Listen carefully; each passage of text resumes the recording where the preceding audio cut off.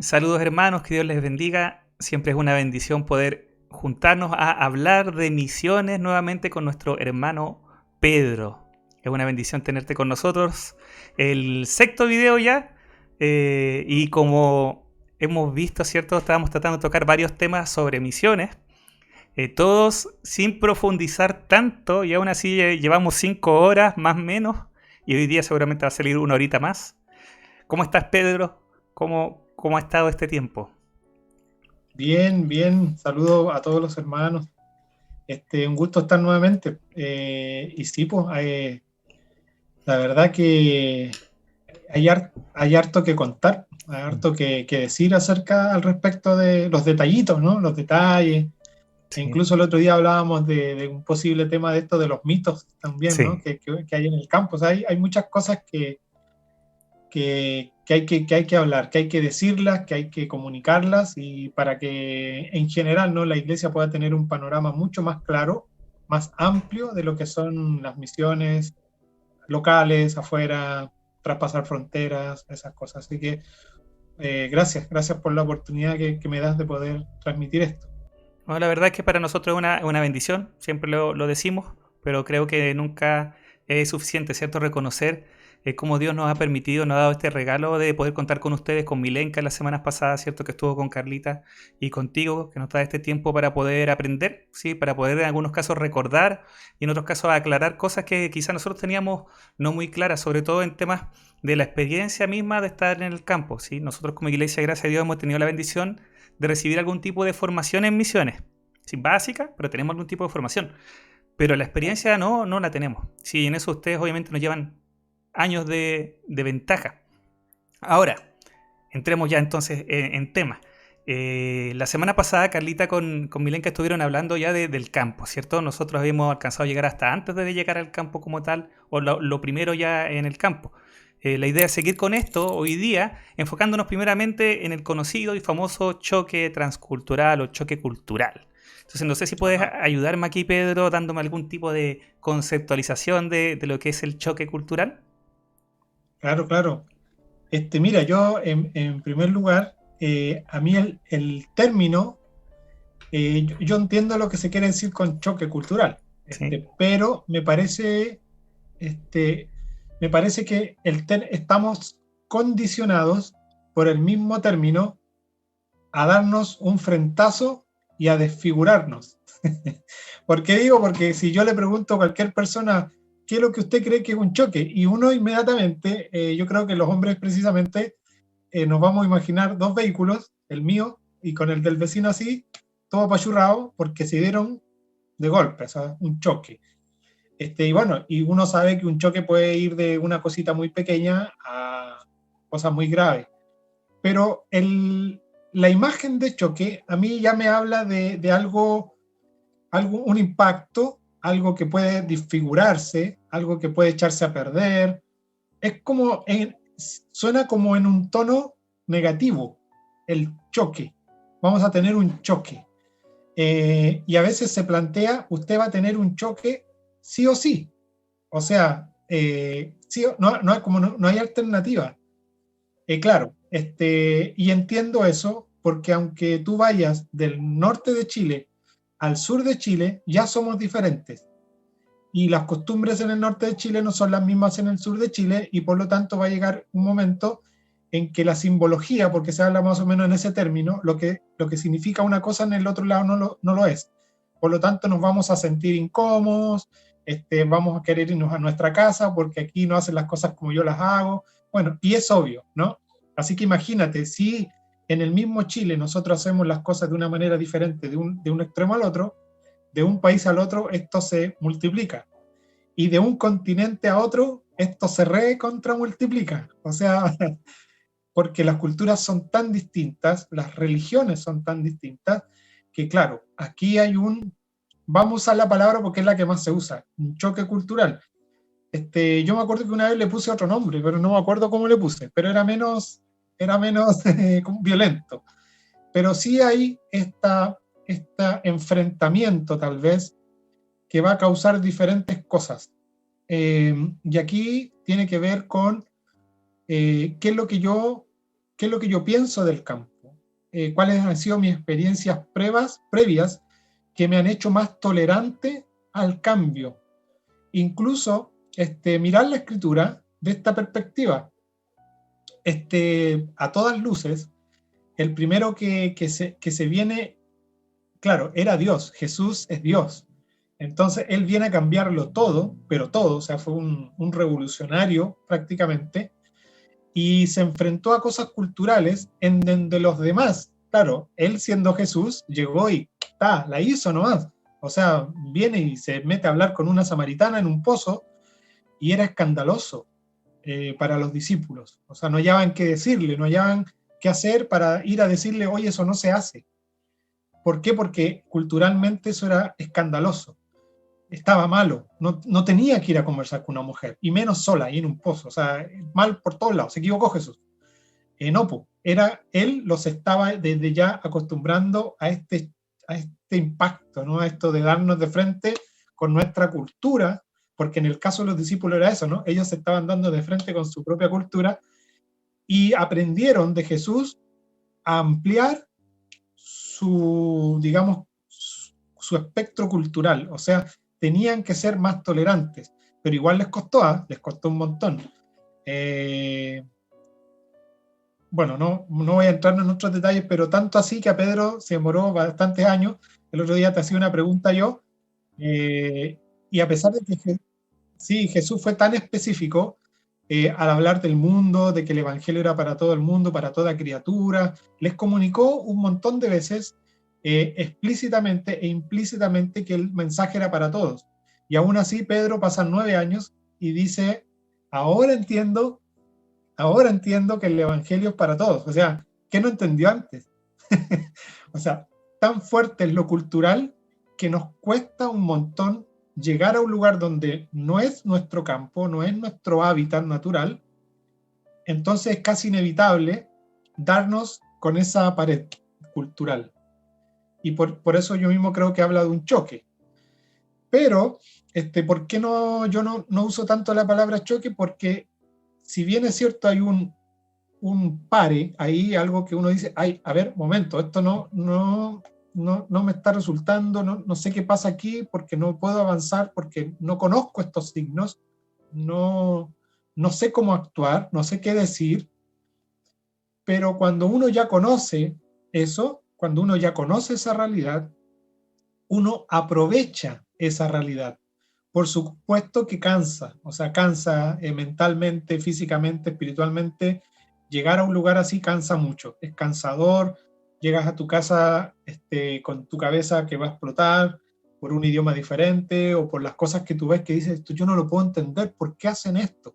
Y uno, claro, y uno sabe que no tiene que preguntarse esas tonteras porque no va a tener respuesta, pero uno se las pregunta porque es casi inevitable. Entonces, pero cuando tú tienes un mayor conocimiento de que esto va a ser así, de que la escritura fue así, uno debe adquirir esa tolerancia antes de ir al campo. Y eso es un poco lo que hablábamos al principio de la preparación en las misiones. O sea, eso es parte. Pero sí, hay un darse con la pared, porque y ahí va a depender también, va a depender del tipo de campo, obviamente, como lo dijimos, no es lo mismo, no sé, ir a Argentina o a Bolivia, no sé, que ir a una etnia africana total y absolutamente desconocida.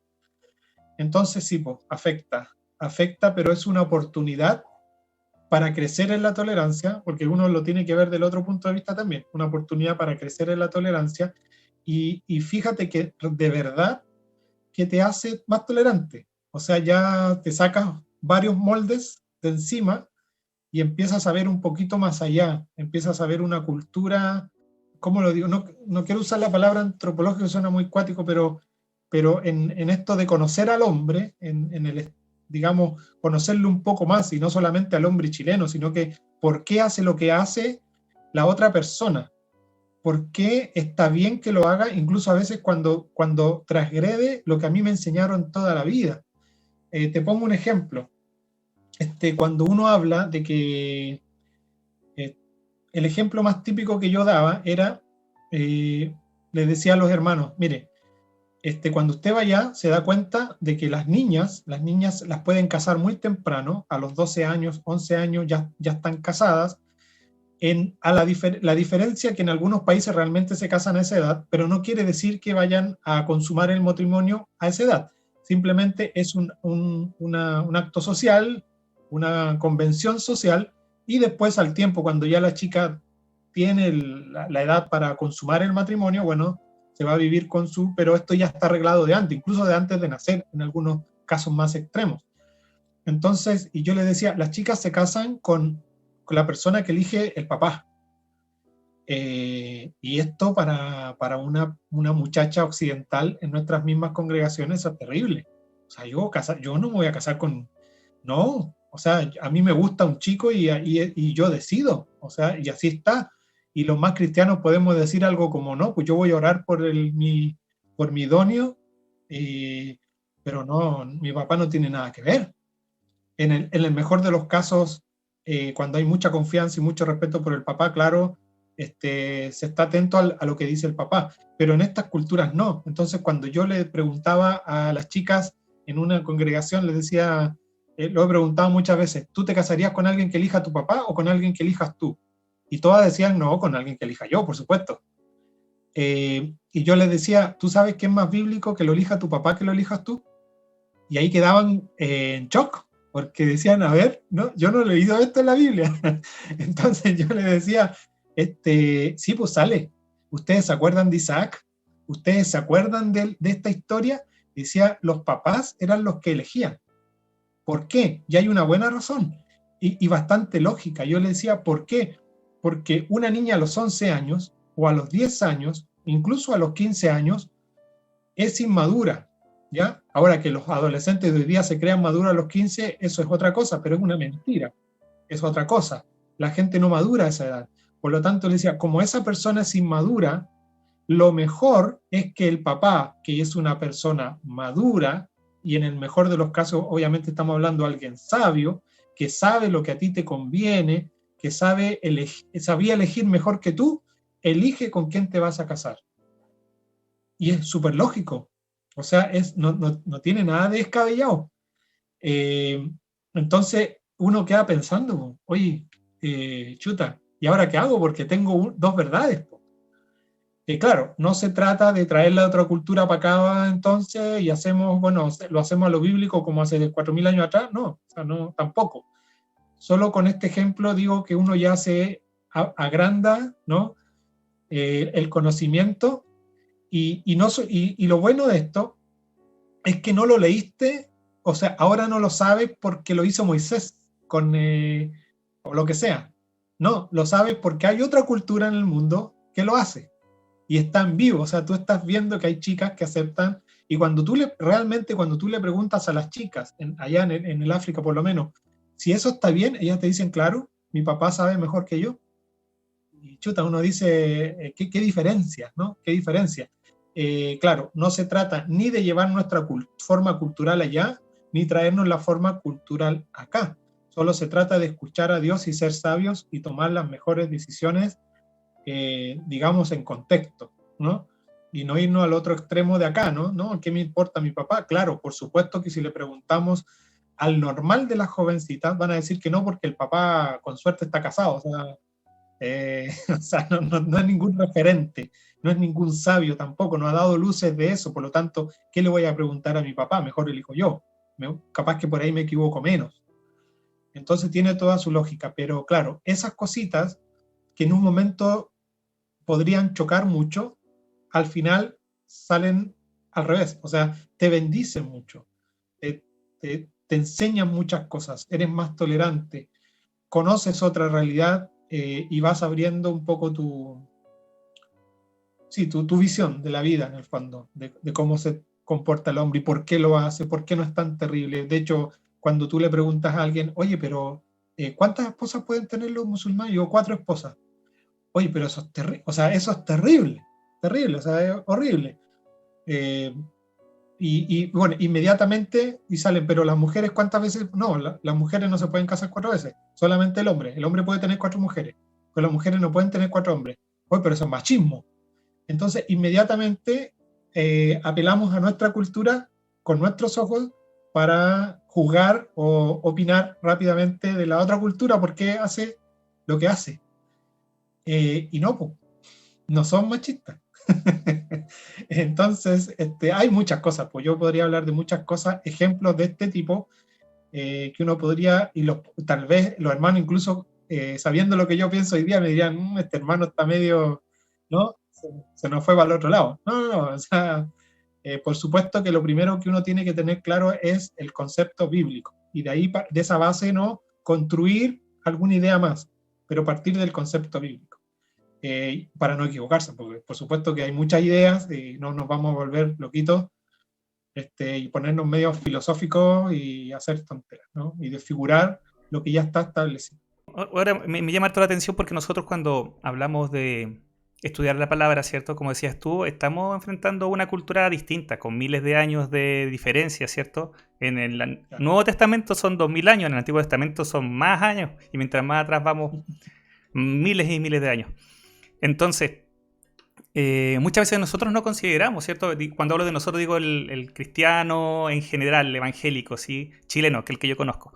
¿Ya? Muchas veces no se considera este tipo de situaciones, y tampoco esto que hacemos naturalmente, que es tratar de imponer lo que creemos como, con lo que nacimos nosotros en nuestra cultura, imponerlo sobre lo que estamos viendo. Entonces, desde nuestra perspectiva, ¿cierto? Occidental, vamos a la Biblia. Desde nuestra perspectiva occidental vemos el Evangelio. Desde nuestra perspectiva occidental vemos a otra cultura. Entonces, en tu caso, con esta experiencia, como tú dices, has ganado, has crecido en tolerancia, ¿cierto? Has aprendido a ver ciertas cosas y ver que el ser humano las hace por ciertos motivos que están ahí como metidos en la cabeza, ¿cierto? Un sistema de creencias, un sistema de valores, una cosmovisión, como uno quiera llamarle, ¿cierto? Cultural, que lo lleva a actuar de cierta forma. Ahora, respecto a esto mismo, ¿cómo lo que tú viviste ahí en el campo a ti te ha servido para crecer en el conocimiento del Señor, ¿cachai? Del Evangelio, de la palabra? ¿Alguna cosa que hayas visto ahí que te haya mostrado más de la palabra? Sí, es un poco lo mismo, ¿no? Es tal vez, a ver, como tú lo dices, nosotros lamentablemente en muchos casos, no en todos, pero vamos un poco superficial en la lectura, ¿no? Lo que podemos ver, y lo que hablamos en un momento, no recuerdo, pero esta mala costumbre que viene igual, tiene un trasfondo esto, pero de habernos acostumbrado a ser los enseñados, y no los, los que nos alimentamos de nosotros mismos, sin decir que no vamos a escuchar a nadie, sino que tener la capacidad como cristianos, porque la escritura no se interpreta por una sola persona, pero tener esta capacidad de creer realmente que nosotros sí podemos ir a la escritura y tener la revelación de la escritura. No solamente una revelación, por decirlo así, mística, o esta revelación que solamente viene del cielo y es que Dios me habla o el Espíritu Santo me habla, sino que realmente ir en estudio, o sea, ir a la historia, ir al contexto, y sacar, ¿no?, toda la riqueza que hay en la escritura. Y muchas veces lo leemos superficial. ¿De qué te sirve? Mira, voy a poner un ejemplo. Hay muchos ejemplos, pero voy a poner un ejemplo. Si tú no has trabajado nunca con ovejas, la segunda parte de Jehová mi pastor, nada me faltará, y en lugares dedicados pasto me hará descansar, no tiene mucho sentido. O sea, a lo más un hermano, si no ha trabajado nunca con ovejas, me va a decir, sí, porque el versículo es, el Señor nos está diciendo que Él nos va a dar en abundancia, y que bueno, que vamos a reposar en Él, no sé, algo como eso. Pero cuando yo le digo a alguien, ¿usted sabe que una oveja no puede descansar en el pasto? Porque una oveja no puede descansar en el pasto. O sea, está físicamente ese animal impedido para descansar, y no solamente en el pasto, sino que en el pasto más delicioso del mundo, porque es en delicados pastos. Ahora, ¿por qué yo sé esto? Porque yo trabajé en esa área del pasto, y con vacas, con ovejas, y yo me daba cuenta que una abeja que hace arriba del pasto, se lo come. Nadie le dice a la oveja, ella no razona de que ya está satisfecha y se puede morir comiendo. Entonces el buen pastor lo que hace es decirle, mira, mira ovejita, ven aquí, yo te voy a dar este poco de pasto, porque esto es lo que tú necesitas en el día. Eso es lo que hace el pastor, en el fondo. Y decirle, no vas a quedar totalmente satisfecha, porque aunque comas más, no vas a producir más lana. Y a la vaca, por su parte, la vaca no puede comerse todo el pasto, porque si la vaca se come todo el pasto, no va a producir más. Come cierta cantidad para la mejor producción. Entonces se le raciona el pasto. Pero eso lo hace el pastor, porque si es por la vaca, se come todo lo que tiene a su paso. ¿Me entiendes? Ahora, ¿cuál es la riqueza de este versículo? De ponerse a pensar, a ver, entonces, este versículo está mal escrito, pues.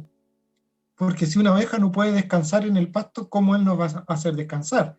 Y en el fondo, digamos, la riqueza de la profundidad de este versículo se le da el hecho de que la única manera de que una oveja, y esto somos nosotros obviamente, haciendo el paralelo, nosotros somos estas ovejas que estamos pero porque hay una sola razón por la cual la oveja podría, pero no es racional, podría descansar sobre un pasto y es que esté, pero absolutamente llena. Ahora, la única manera de que Dios me haga descansar sobre las cosas que yo necesito o que yo creo que necesito es que yo esté absolutamente lleno de Dios. Cuando yo estoy absolutamente lleno de Dios es que las demás cosas ya no tienen el valor que tenían al principio, ya no son tan importantes, ya no vivo de eso, vivo de la llenura que tengo de Dios. Ya, ahora, yo entendí eso porque trabajé con vacas y con ovejas. Entonces, cuando tú conoces otra cultura, cuando vas a la profundidad de los versículos, tienes que pensar, a ver, hay un hombre que cavó hay los dos cimientos, y uno que cavó en la arena y uno que cavó en la roca. Yo no sé si los hermanos se preguntan si acaso se puede cavar en la roca, porque el Señor no estaba pensando en una grúa arquilla o en una retroexcavadora. En ese momento no había retroexcavadora, era a pala. ¿Se han preguntado los hermanos si eso es verdad? Porque no se puede cavar con una pala en la roca, si no vaya a la playa y métale la pala a la roca, a ver si va a cavar algo. No se puede cavar en la roca. Entonces algo tiene que haber detrás de eso que me esté enseñando. Esto no lo voy a explicar porque ya tendría que seguir con todos los versículos, digamos, esa profundidad, ¿no?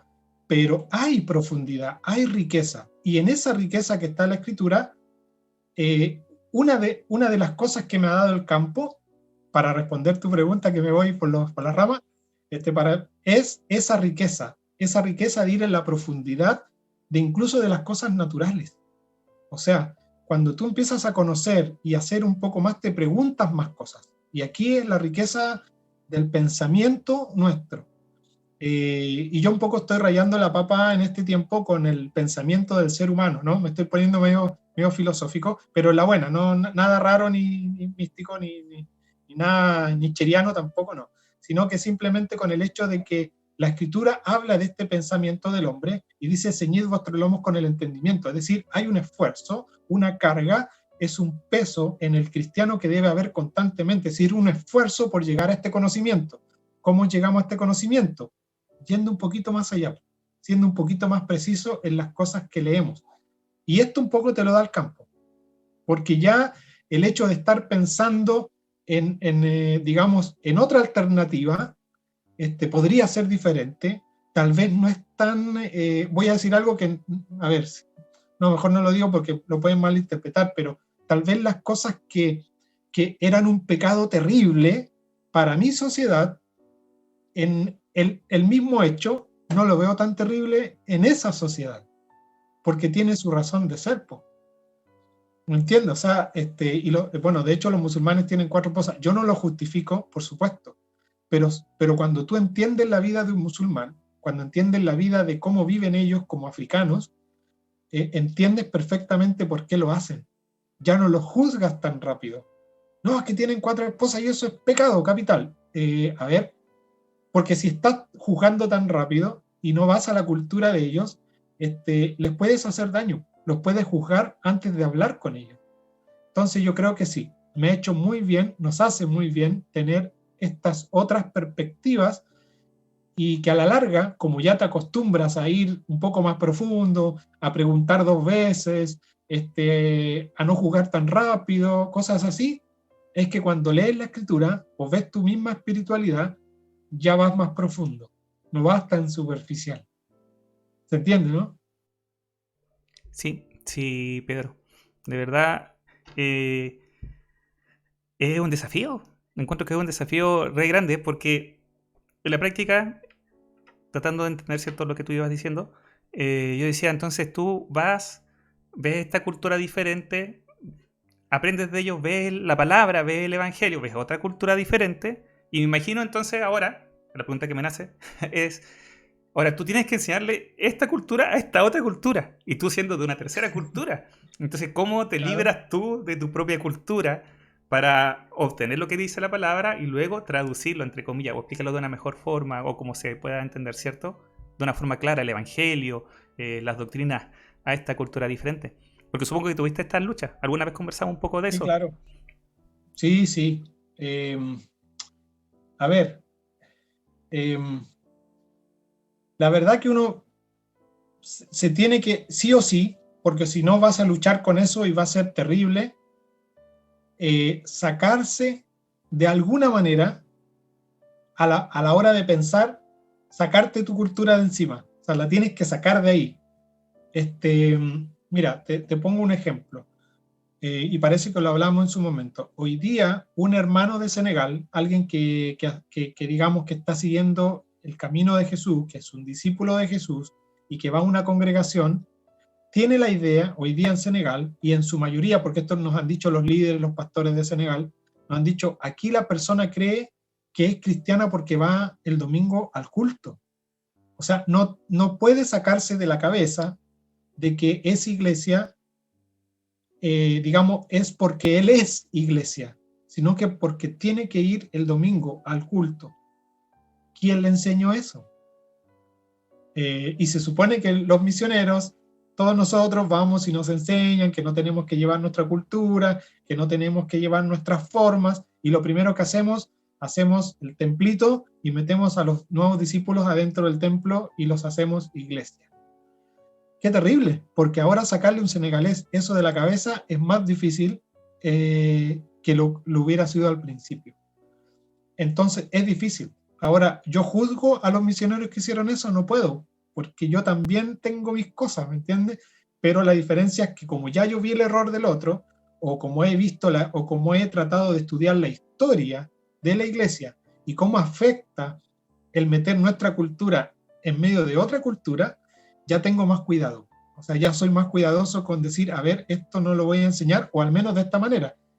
En la escritura hay formas de hacer las cosas, pero en todas las formas de hacer las cosas hay un concepto detrás, una esencia de lo que yo quiero enseñar, ¿ya?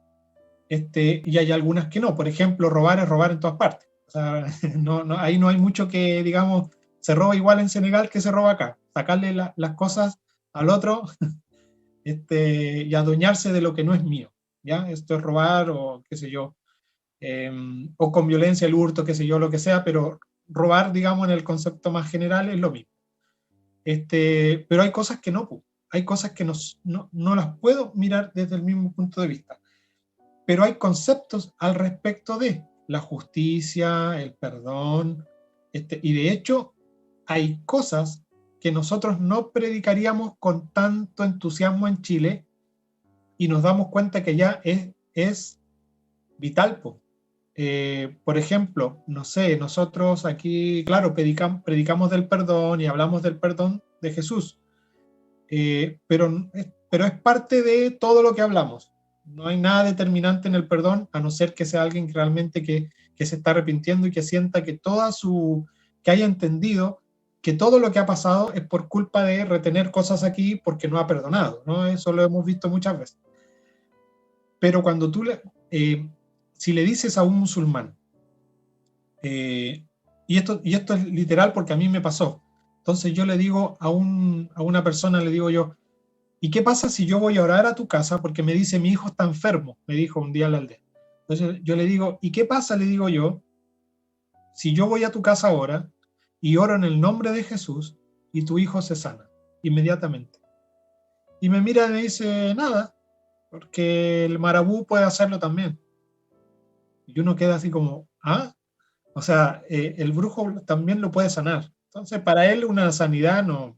Y aquí hemos escuchado muchos testimonios de gente que llega al Señor porque el Señor le sanó a su hijo y porque sanó a tal persona. Allá no significa una sanidad o un milagro, no significa nada, porque allá ven milagros todos los días. Y cuando digo milagro no me refiero a que lo haya hecho Dios, sino que cosas sobrenaturales, cosas raras, no sé.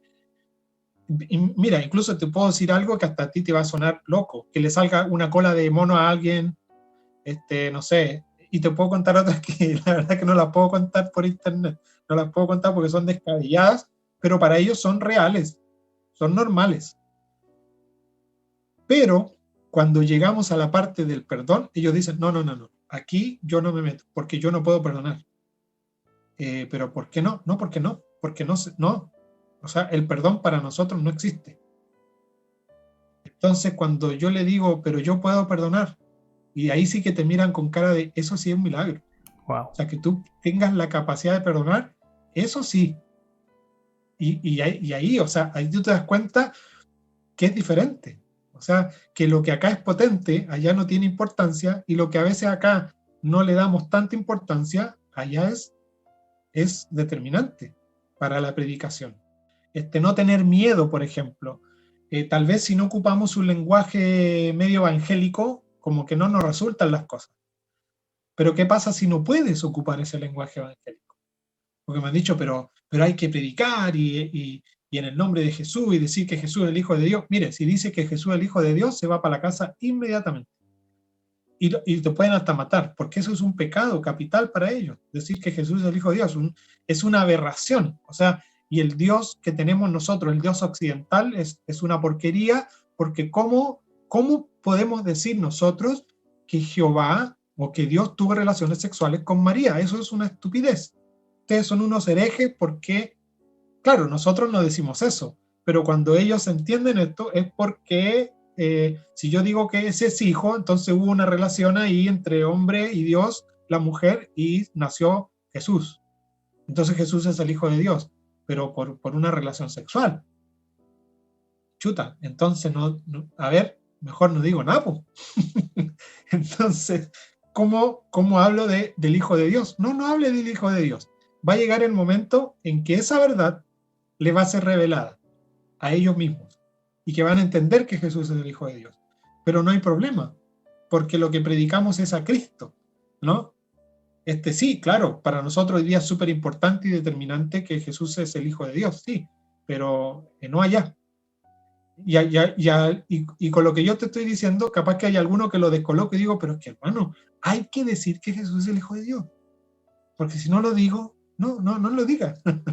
No tiene necesidad de decirlo. Dios se los va a revelar en su momento. O si digo que Jesús es Dios, peor. Eso es peor. Tal vez podría llegar a entender porque nosotros somos hijos de Abraham, ¿no? Claro. Está esa imagen, hijos de David, hijos de Dios, entonces podemos explicar que es una manera de dar a entender que somos una familia, etcétera. Bueno, puedo explicar. Pero no puedo explicar que Jesús es Dios. Ahí se acabó todo. O sea, ahí no puedo explicar, ahí lo tengo que decir y es otra aberración. Jesús es un profeta. Entonces, ¿qué voy a hacer con todas estas limitaciones del lenguaje? Porque en el fondo es una limitación del lenguaje, no es ninguna limitación del evangelio. Porque el evangelio es mucho más que eso, ¿no?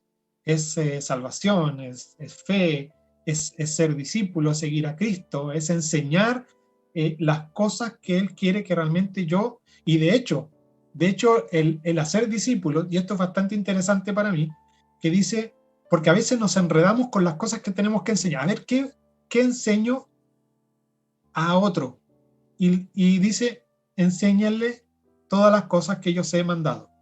Y a veces enseñamos cosas que Él nos mandó, y nos enredamos con eso, porque hay que rellenar. O sea, Es mucho más bonito darse vuelta teológica por toda la escritura y Oh, enseñar o sistemáticamente se desde inventan el cosas Génesis. nuevas. Eh, eh, exacto. Pero la escritura dice que lo que tenemos que enseñarle a los discípulos es las cosas que él ha mandado y ya está. Y las cosas que él ha mandado son bastante prácticas. Y por eso mismo, y por eso mismo, que para los africanos o los musulmanes, el testimonio es fundamental. Puede que tú no digas una palabra en 3 años, pero ellos están mirándote a cada paso. Sabes exactamente lo que haces, lo que dices, dentro y fuera de tu casa. Yo no sé cómo lo hacen, pero son espectaculares. Te sacan te miran y te escanean. Tienen esa facilidad, de verdad, es impresionante. Y te escanean, pum. Entonces, yo no había dicho ni una palabra en 2 años, bueno, menos de 2 años, porque estábamos a full con el idioma, aprendiendo. Teníamos, obviamente, amigos. Digo, cuando digo que no había dicho ni una palabra, me refiero a poder explayarme en el Evangelio. ¿Por qué no? Porque el Evangelio tiene cosas, conceptos muy profundos. Y para decirlos tienes que tener un nivel de idioma muy grande, muy alto. No para ir a comprar pan, es otra cosa. Entonces viene un amigo y me dice, estábamos ahí con un grupo, y había uno que le dice, oye, habla al Musa, porque yo allá me llamo Musa, todos me conocen por Musa y mi apellido es Ba. Entonces dile a Musa, predícale, le dice otro musulmán que pensó que yo no sabía soninqué. Entonces le dice, predícale. Y él le dijo, no, no, yo no le voy a predicar al Musa. Y yo estaba ahí escuchando, no estaba al lado de ellos. Y le dice, no le voy a decir nada al Musa porque ustedes son un par de mentirosos y el Musa no miente. Eso fue súper potente en mi testimonio en la aldea, porque cambiaron muchas personas conmigo. Entonces, si te fijas, yo no tuve que predicar para que ellos mismos se dieran cuenta del testimonio que yo estaba dando a la aldea. Les dijo en su cara a un montón de musulmanes, y él musulmán, y dice, ustedes son unos mentirosos. Y yo sé que el Musa no miente. Wow. O sea, esto es, ¿qué hay que decir? O sea, y uno dice, bueno, Dios habla y Dios toca el corazón como Él quiere, pero sin enredarnos con las palabras, pues. No hay necesidad. Sí, igual no podía no recordar mientras tú hablabas sobre lo que la palabra nos muestra sobre el tema de la predicación, po.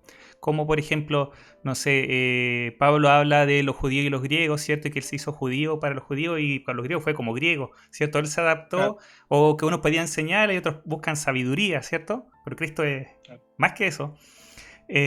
O si examinamos en hechos, ¿cierto? Las diferentes predicaciones y la típica que siempre se pone como ejemplo la predicación, ¿cierto? En Atenas, que fue una predicación diferente a la que vemos en Hechos 2 donde están en Jerusalén, ¿cierto? Una situación específica, cómo se adapta al Claro. contexto, a la situación, a la fecha, a lo que estaba sucediendo. Entonces la palabra de alguna forma también nos muestra el nacimiento de la iglesia en un contexto cultural variado y cómo los Claro. predicadores de aquel tiempo se adaptan a esos contextos.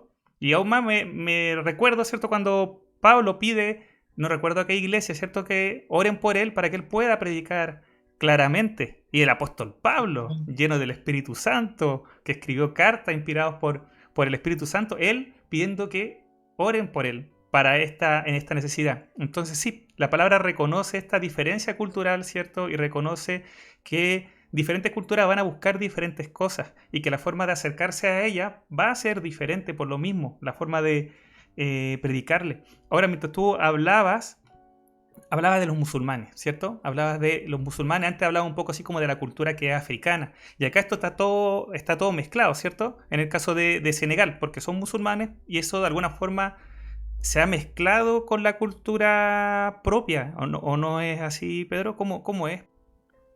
Sí, sí. Este, sí, yo recuerdo que muchas veces en Putre, nosotros, habían hermanos que iban el domingo a la iglesia y al otro domingo a la procesión de la Virgen a las cruces. Ese es un tema. Y el otro era que el catolicismo en el fondo había aceptado mucha gente que había cambiado su antiguo religión, que era el animismo, por otro animismo. O sea, en este caso era más disfrazado de cruces, de procesiones, de vírgenes, de símbolos, pero era la misma cosa. O sea, era cambiar. un animismo por otro. Parecía uno más adelantado, uno más moderno, uno más conceptual, uno que explicaba más las cosas, etcétera. Pero era exactamente lo mismo.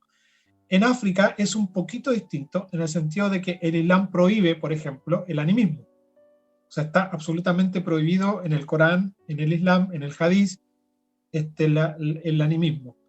Pero vuelta a la cultura, ¿no? Es tan fuerte la cultura que los soninqués, por más devotos que ellos se sientan, y ahí tú los vas pillando, siguen siendo animistas, siguen usando cositas aquí en las manitos y en la cintura, y hacen ciertos rituales que tienen que ver con el animismo, porque todo el África negra, digamos, de Marruecos hacia abajo, Mauritania, y esta África negra está, digamos, es animista, ¿no? Fue un África animista, siempre.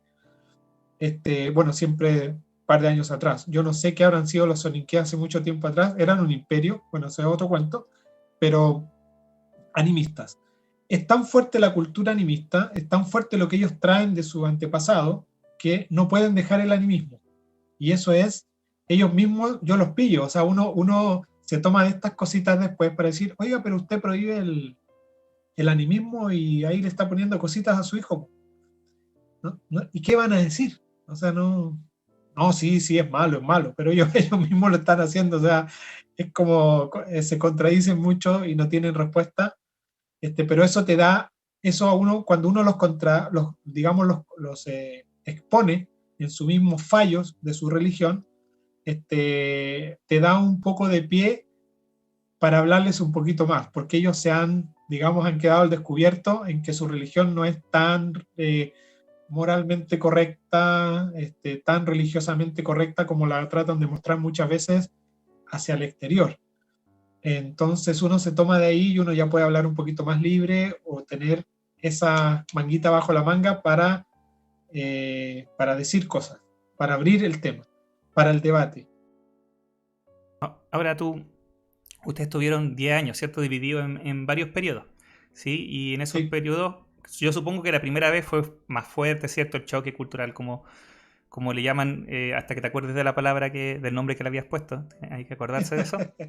Eh, la segunda vez seguramente ya fue más fácil, ustedes ya iban más adaptados, aunque llevan con una bebé, así que igual había un cambio, ¿cierto? Que hubo que claro. tomar. Y la tercera vez ya iban con dos bebés.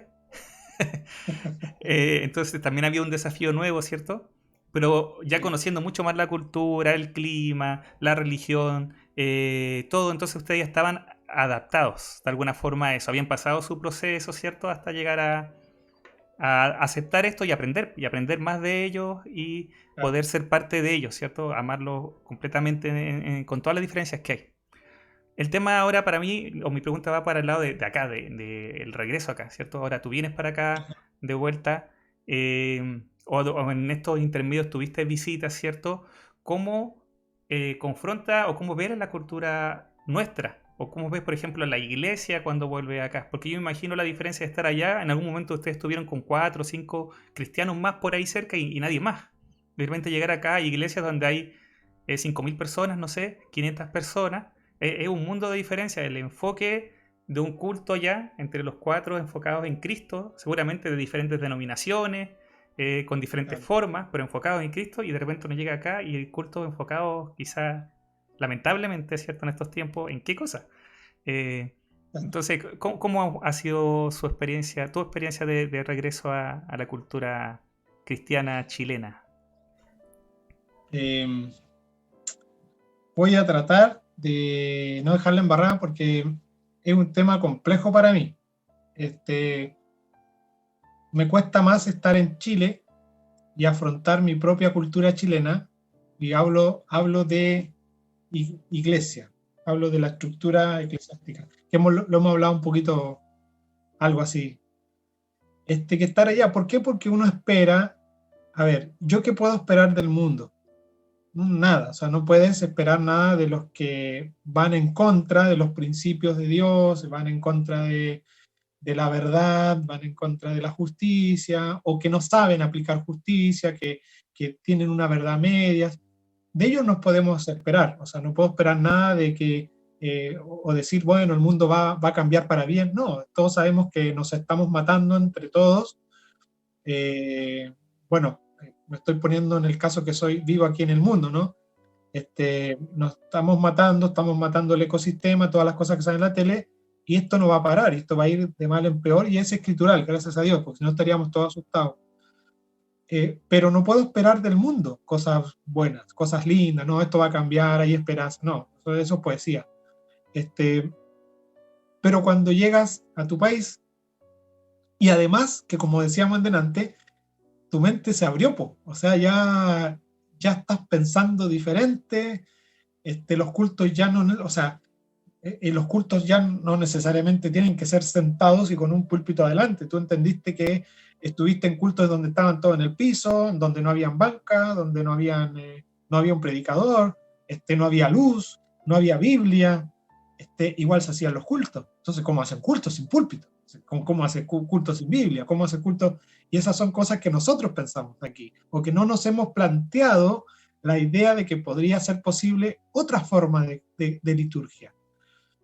Entonces, cuando tú ya pasas por todas esas cosas, llegas acá y te das cuenta de la poca tolerancia que hay entre tus pares, porque en el fondo todos los cristianos de Chile son mis pares, son mis panas, son mis hermanos, son mis amigos, bueno, ¿me entiendes? O sea, en el mejor de los casos. Pero te das con otra pared. Entonces, y ahí es triste porque si dices algo que ya va en contra del sistema establecido, ya te apuntan con el dedo. Entonces, uno dice, pucha, qué fome que mi familia me esté catalogando de algo que realmente no soy. Y bueno, eso yo entiendo de este lado que es difícil, ¿ya? Es difícil entender al otro que viene llegando, porque en el fondo llego casi como un extranjero, que tiene, digamos, podemos decirlo así, que tiene una tercera cultura. No vuelvo ni senegalés, ni vuelvo chileno, vuelvo un híbrido, vuelvo una otra cosa, ¿entiendes? Y trato, y bueno, ¿cuál es el problema? El problema es que a mí me ha hecho tan bien espiritualmente tener esta apertura, ser más tolerante, ver la Biblia un poco más profundo, qué sé yo, todo lo que uno puede ganar en el campo al haber estado allí, que yo quiero que todo el mundo lo entienda. O sea, yo quiero el bien para el otro. Y yo veo que si tal vez no entiendo un versículo y yo lo puedo ayudar desde mi punto de vista o desde mi forma nueva, entre comillas, a que él pueda crecer espiritualmente, yo se lo voy a decir. Si yo creo que hay un problema de liturgia y yo vengo y lo digo, yo quiero ayudar, ¿entiendes? O sea, no, en ningún caso, y vuelta a la poca tolerancia, porque cuando yo planteo ciertas cosas, que no sé si las voy a plantear ahora, pero cuando yo planteo ciertas cosas de la liturgia y que podrían cambiar, muchas veces se me mira como, no, pues, o sea, usted está diciendo cosas que nada que ver, o sea, aquí no.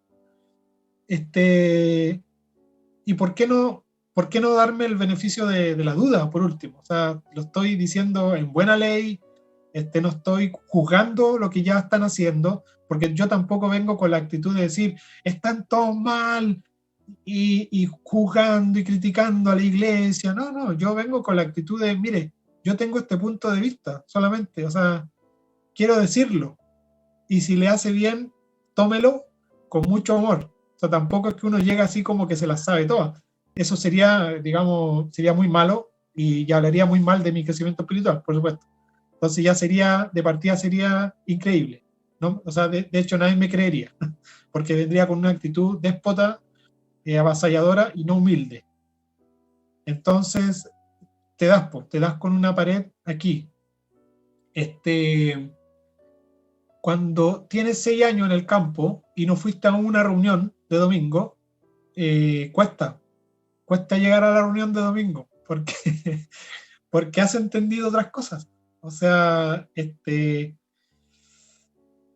hoy día mi gran problema, bueno, digo mi gran problema, me voy a achacar el problema para mí, y yo espero que ustedes, voy a decir algo, yo espero que ustedes lo que entiendan es que yo no estoy juzgando ni pretendo con lo que yo digo poner algo absoluto, pero escrituralmente, entendiéndolo de esa forma, creo que hoy día la adoración con música, porque con música nos ha hecho mal a la iglesia, no nos ha permitido entrar en la profundidad de lo que significa realmente la adoración. Me cuesta ir a un culto de día domingo en donde el cantante adelante me dice, hermano, y me trata, porque se usan esas palabras, ¿no?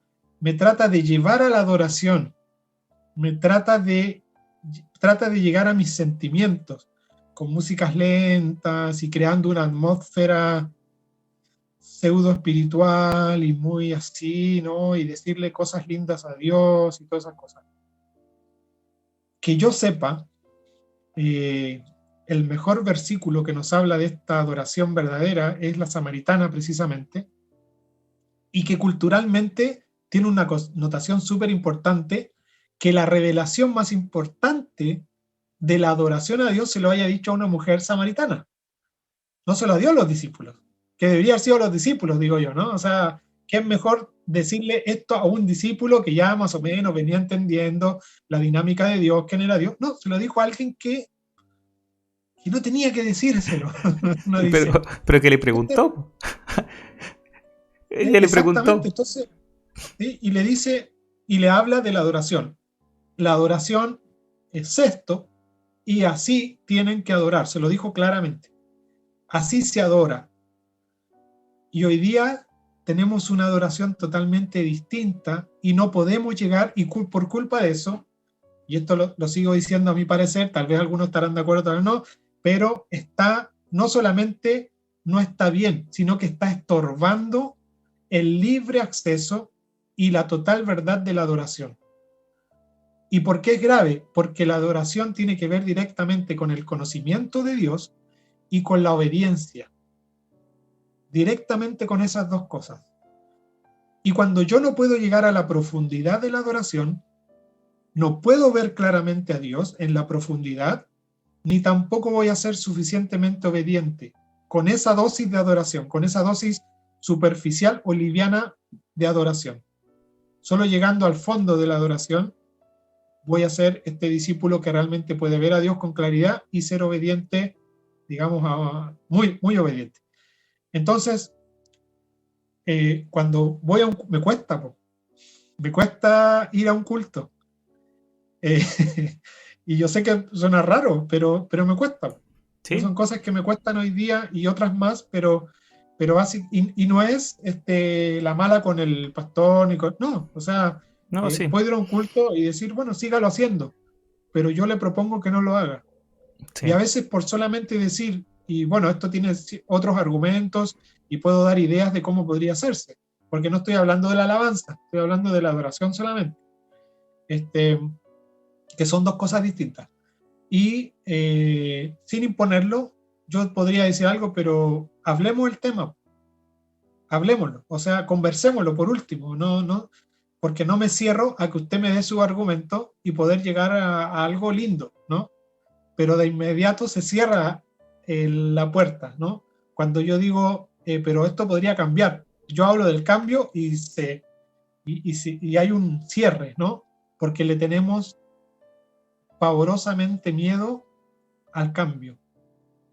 Y esto lo ha creado la cultura. O sea, en todas las culturas, hay mucho miedo al cambio, porque yo estoy, como dicen por ahí, en mi zona confortable. O sea, ya lo tengo haciendo miles de años, no le hace mal a nadie, está lindo. Entonces, bueno, quedémonos con esto, porque si no le hace mal a nadie, bla, bla, bla, y bueno, y nos quedamos con esa estructura y no queremos salirnos de ahí porque lo que viene puede ser peligroso. Y peligroso en el sentido de que puede venir Jesús. Y Jesús nos va a empezar a demandar cosas peligrosas, ¿no? Y puede que me demande más cosas de las que me ha demandado hasta ahora. Entonces, no, dejémoslo ahí. Sí, ¿Ah? el Porque cambio es estamos desafiante. cómodos. El cambio es Exactamente. desafiante, sí, porque no sabes lo que se viene. No conoces qué te va a llamar a pedir, qué te va a pedir. Pero entiendo lo que compartes, Pedro. Yo sé que esto es un punto dentro de muchas cosas más que seguramente tú ves cuando llegas de vuelta. Sí. Y creo que es necesario escucharlo. Y para hacernos también reflexionar sobre esto, quizás algunos de nosotros no lo hemos hecho. Y el tema de la música, o cómo se le está dando uso a estos tiempos, ¿cierto? Dentro del culto, es un tema importante porque dentro de lo que es como el ser iglesia, ¿cierto? En nuestra cultura, la música tiene un rol fundamental. Ha tomado un rol fundamental el tiempo que se dedica a esto, dentro de un tiempo de culto, de reunión de la iglesia. ¿Sí? Así Ujú. que creo que está bien que lo consideres, ¿cierto? Y puedas analizarlo y criticarlo también. Desde mi perspectiva, ¿cierto? Creo que siempre es útil, es necesario que hijos de Dios vengan y vean lo que se está haciendo, o veamos, analicemos lo que estamos haciendo y lo veamos a la luz de la palabra. Sobre todo, ¿cierto? Porque finalmente eso es lo que debería unirnos, lo que debería llevarnos a un acuerdo, que la palabra de Dios nos guíe, que ilumine, ¿cierto? Nuestra senda, como nos gusta decir, o como todos sabemos, ¿cierto? Que la palabra sea lumbrera. Pero Ujú. lamentablemente, ¿cierto? En nuestra, ¿cómo llamarlo? Cristianismo chileno cultural, porque no puedo hablar de otros países, ¿cierto? A pesar de que uno pueda ver cosas por la televisión o por internet, nos cuesta este tipo de desafíos, ¿cierto? Este tipo de ir y evaluar lo que estamos haciendo como iglesia hace 100 años, hace 200 años, ¿sí? Hace Sí. 150 años atrás, y evaluarlo a la luz de la palabra. Así que alguien que viene de afuera, un misionero, alguien que estuvo enfocado en servir, venga y nos desafíe a evaluarlo, creo que es parte de un llamado de Dios a evaluar esto. Así que gracias por esto. Llevamos una hora. Sí, rápidamente Eh, pasó esta horita, aproximadamente, sí. ¿cierto? Creo que ha sido un buen tiempo y para poder cerrar hoy día con este desafío final, ¿cierto? De este llamado a evaluar esto, que es algo que tenemos que hacer todos nosotros, como tú dijiste, creo que eso hasta nos da para tener otros temas aparte, para quizá, aparte de misiones, No, no ¿cierto? vamos a terminar nunca, No, sí. pero aparte de misiones, hablar de ciertas cosas que lamentablemente en la iglesia evangélica, ¿cierto? No son sanas a la luz de la palabra. Sí, ese es finalmente el tema. Porque lo que buscamos todos nosotros es honrar a Dios, al Dios que la Exacto. palabra nos muestra a Cristo y mostrarlo a Él, ¿sí? Que Él sea el exaltado en la iglesia, en cada uno de nosotros. Así que Sí.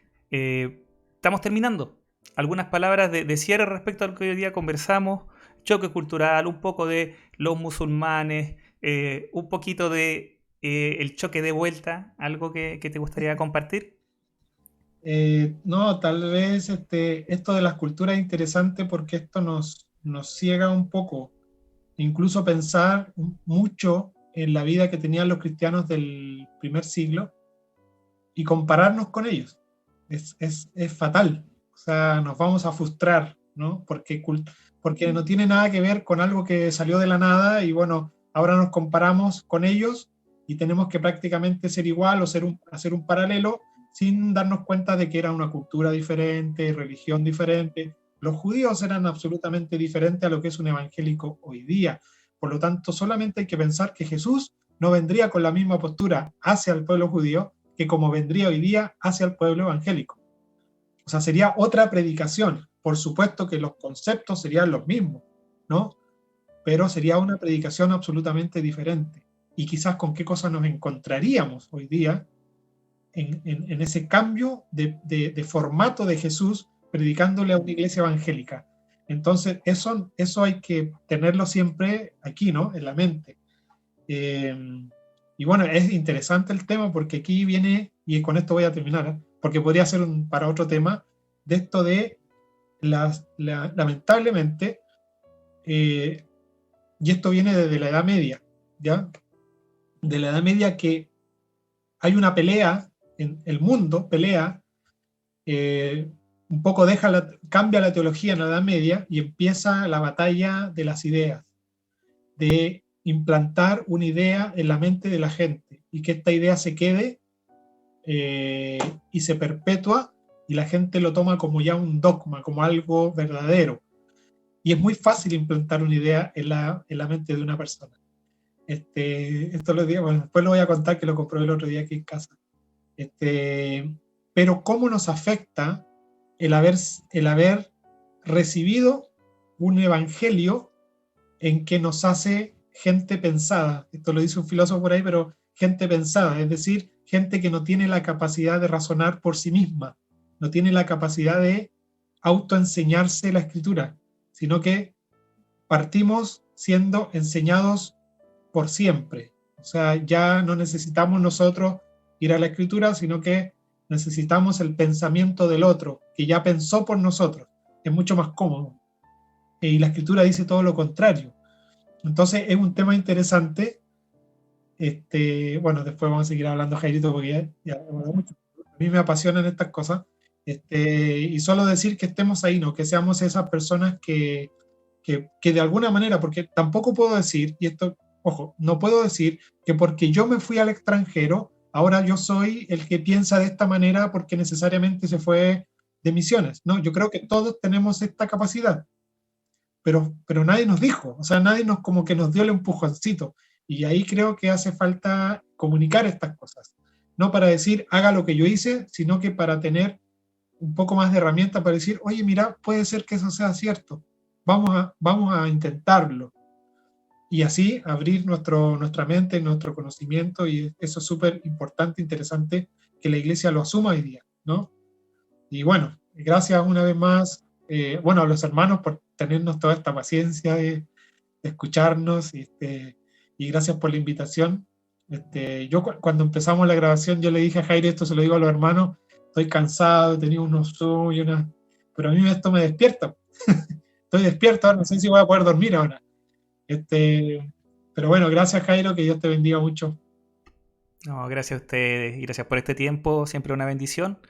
Y que el Señor nos guíe, que el Señor nos siga guiando rumbo a crecer en el conocimiento de la palabra para ser transformados, ¿cierto? La escritura es inspirada por Dios para eso, para transformarnos y hacernos útiles, enteramente preparados para toda buena obra. Así que Dios te bendiga, Pedrito. Bendiciones, saludos a la familia y nos vemos, si Dios quiere, pronto. Chao, hermanos, también. Bendiciones. Chao, Chao, chao. chao.